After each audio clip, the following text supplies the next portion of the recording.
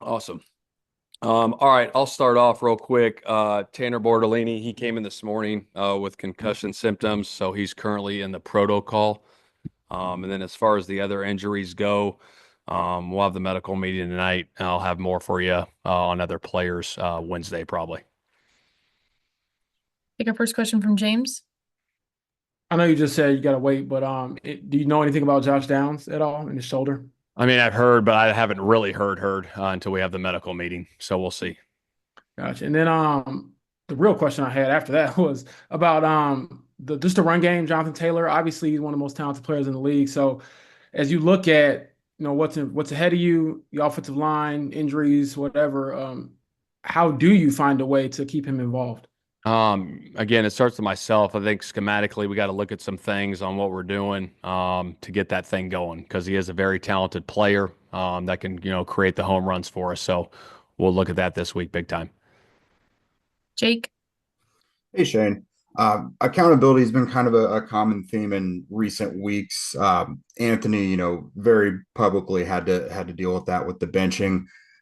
There's been some struggles, so it's obviously not just him that's kind of going through some things. In what ways have you guys been able to keep some guys accountable who maybe aren't meeting the standard on the field? Those conversations take place, obviously, in the meeting rooms. I think accountability has got to be at all-time high in this profession with everything we do. And so we got to hold ourselves accountable. We got to hold players accountable so we can be at our very best. With that, are you guys exploring any lineup changes at all? Or is that like in consideration? I mean, we'll look at everything, Jake. We always look at that stuff. Yep. Appreciate it. Nate.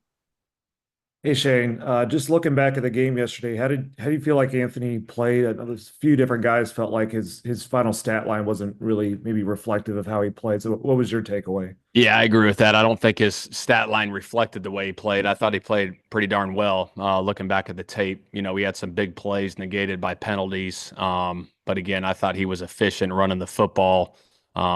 He threw it to the right guy, made the right reads. I know he missed a few that he wants back. But man, I thought he did a great job. I really did. Kevin.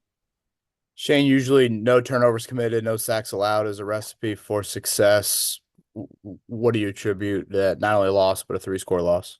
I think the penalties were a big part of it. I think we've been pretty good with penalties, but I think we had 96 yards of offense called back on penalties, some big plays. I think when you create explosive plays, your chances of scoring points go up. And when those get called back, they're tough. So that comes back to fundamentals and details and technique that we got to get cleaned up this week going forward because we don't want to make the same mistakes twice week in and week out. What do you point to tight end wise? It's just been such a quiet year for that entire group. Yeah, I think, we look at stuff every week schematically to get them the ball. And then sometimes it happens organically. And sometimes when you do schematically try to get them involved, if they take it away, Anthony's got to go to his next read. But every week we try to look at that, Kevin, and, get those guys involved. Chap.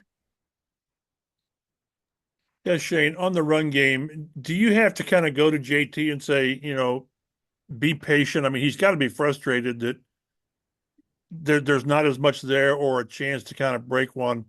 Do you deal with him or just kind of let him take care of it himself? Yeah, I think it'll come, Chap. I really do. Obviously, it's been frustrating the last couple of weeks, but you keep sticking to the process and the grind of everything. And I think it'll come. Hopefully it's this week and we get that thing rolling. Joel.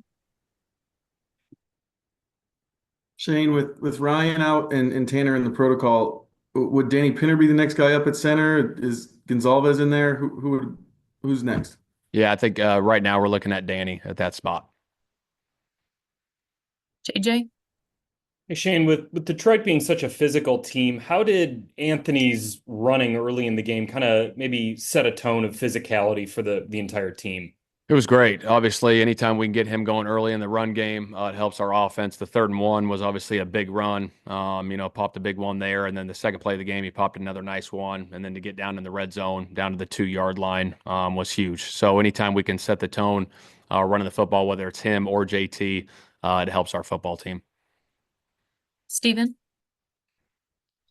Hey Shane, sitting here at 5-7, not where we want to be, obviously, but how do you think you can kind of define yourselves in these last 5 games? I mean, how much will that sort of, put a context on the season, I guess? Yeah, you got a nice echo going there. Oh, my bad. Sorry. Oh yeah, no, it was solid. It was good. It was good. I heard you though.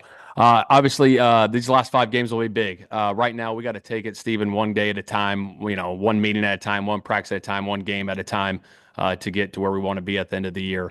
But we know this is a huge week for us coming up before the bye. So the fundamentals, the details, the attention to details are going to be huge. Going into this week, and then coming back after the bye, get some guys back, hopefully, and be ready to roll for that 4-game stretch. James. Shane, when you look at just attrition in football, how much of it do you look at as like a reality versus like an excuse? It's hard. I don't know. Like you're a coach. How do you view it? I don't.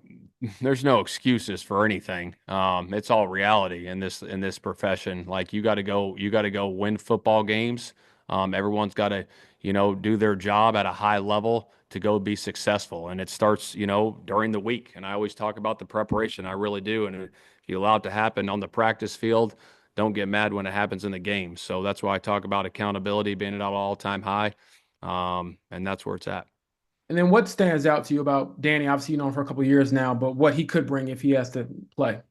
Yeah, really smart, cerebral, very tough. Obviously been around here for a while. The guys love him. So if he gets that opportunity this week, we're definitely looking forward to that. And we'll take our last question from Jake. Shane, you've obviously faced the Patriots with Bill Belichick and now not Bill Belichick this year in Foxborough. How weird is that going to be for you since he's been there? It was like a million years that he was in New England.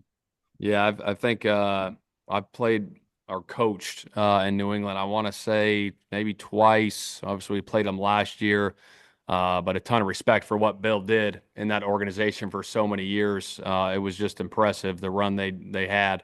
But obviously, with Mayo being there, a lot of respect for him. Obviously, there's some carryover there with what they're doing defensively. But it'll be exciting to go into Foxborough and go against the Patriots this week for sure.